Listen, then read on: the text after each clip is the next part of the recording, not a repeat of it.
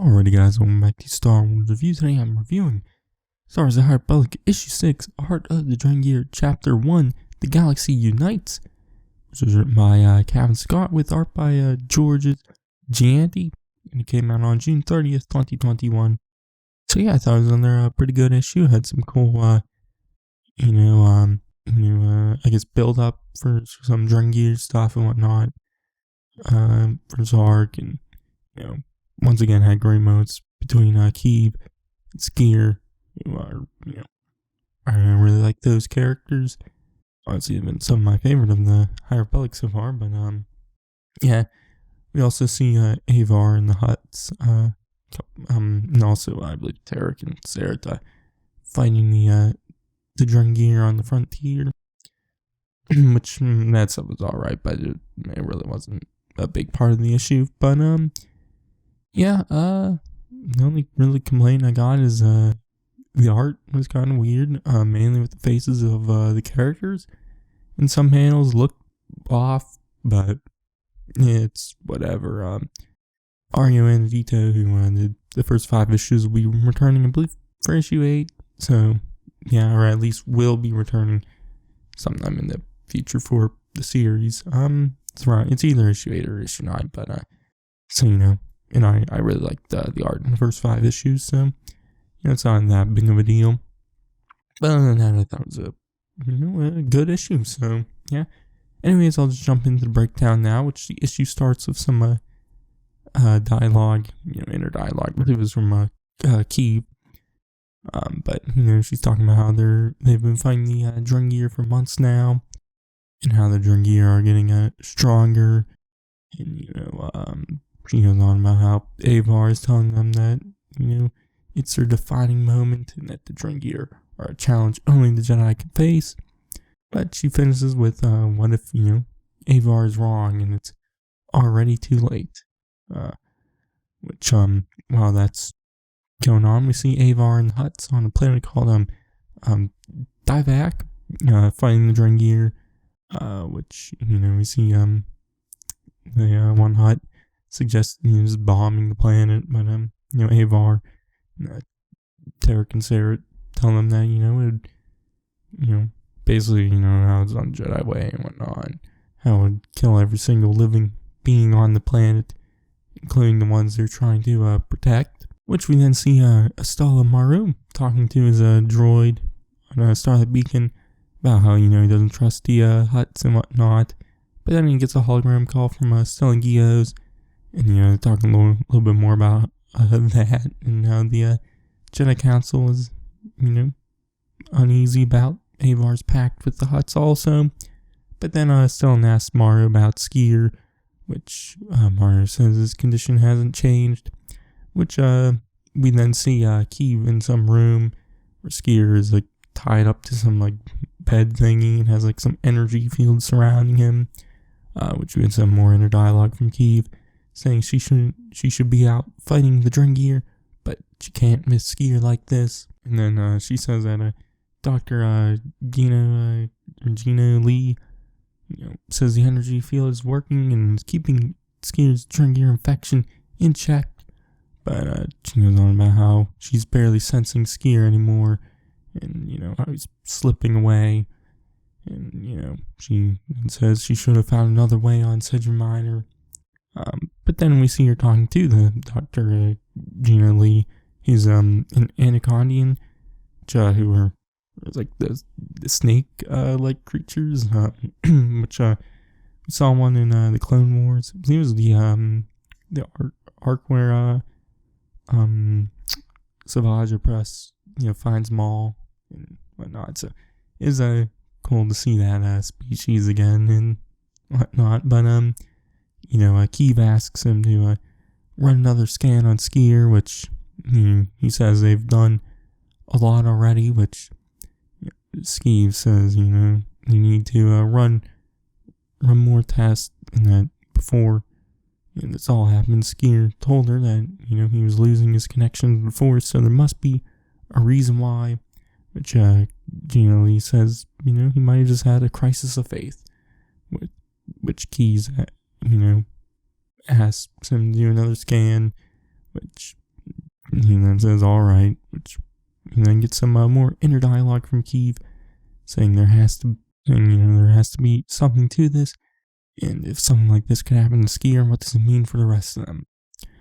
Which we then see Avar and the Hutts battling Drengir, but it starts getting out of control and they're getting overwhelmed, so she calls all the Jedi on Starlight Beacon to come to Davak to help them, which we then see Kiev and Maru talking over comms, and Kiev says she can't leave Skier like this, but Maru says that she has to meet him at the hangar bay, which she responds by saying you're leaving also, which he says well yes, Avar needs me, and so Kiev gets some inner dialogue from her saying that that settles it, and then she closes the energy field and goes in to Skier, which the doctor asks her what she's doing, which she says that Skier's their key to fighting Drengir and can't do it alone, so she lets Skier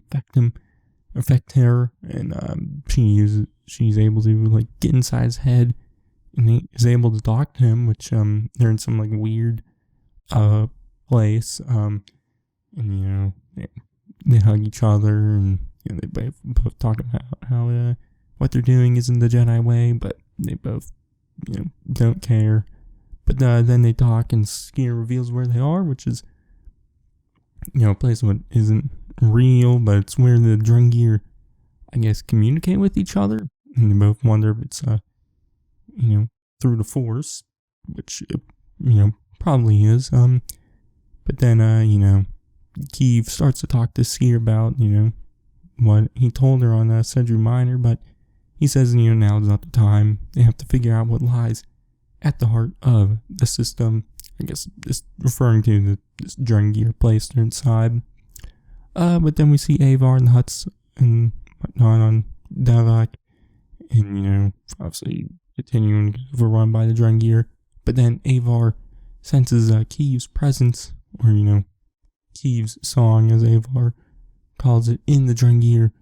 So she calls Maru up and asks if he's with Kiev, which he says no, which Avar then tells him that she can hear her song inside the Drengir. So Maru and Orbelin rush to the doctor's office, I guess, I don't know, and there they find Kiev infected with the Drengir, standing next to Skier.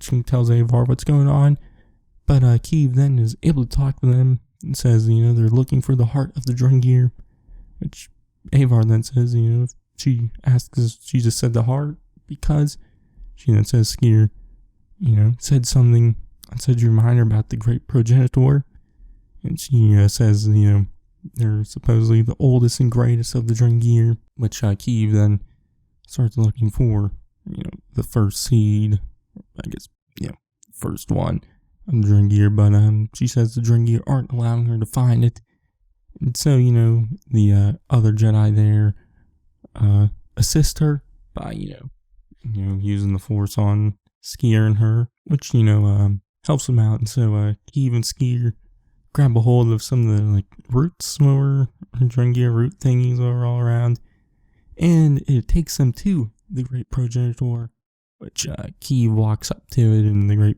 progenitor says, how are you here? Kiev asks, where is here? And then she starts to go inside its head, and the great progenitor starts to attack Kiev, and so Skier, yells at Kiev, saying, he's not going to lose her, and so then he breaks off the connection with the Drengir, which we then see Avar on Davik, telling them that something's wrong with the Drengir and that they're screaming, which then see the other Jedi help Skier out of the bed thingy, and Maru says to Avar that Skier has broken his connection off with the Drengir, which Avar then asks them if they found the location of the great